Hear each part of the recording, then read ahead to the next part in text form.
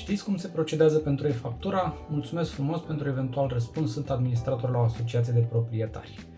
Bună ziua! În primul rând, mă bucur că au început și administratorii să-mi adreseze întrebări în comentarii, până acum o făceau doar în privat, n-am prea înțeles de ce.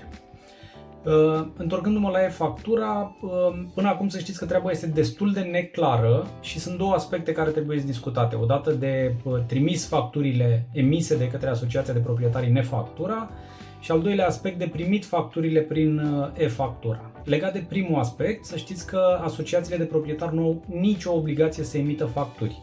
Așadar, dacă asociațiile nu emit facturi, nu vor avea nevoie de e-factura, nu vor avea nevoie de un soft special să trimită facturi în e-factura. Iar al doilea aspect, de primit facturi prin SPV, prin e-factura,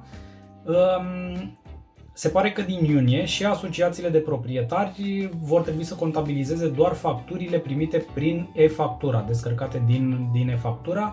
Deși nu e încă foarte clar, e posibil, sunt voci care spun că asociațiile de proprietari vor fi încadrate la utilizatori casnici și atunci nu va fi necesară e-factura, nu va trebui să primească și să contabilizeze doar facturile din e-factura. Însă este tot persoană juridică și s-ar putea să fie nevoie. Așteptăm clarificările de la ANAF.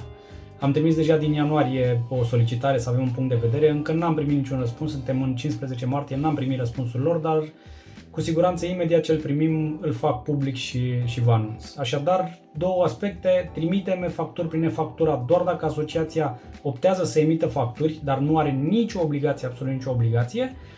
Și doi, de primit facturi prin e-factura, momentan nu e nevoie de nimic pentru că nu există obligație în acest sens, dar din iunie este posibil să contabilizăm doar facturile primite prin e-factura.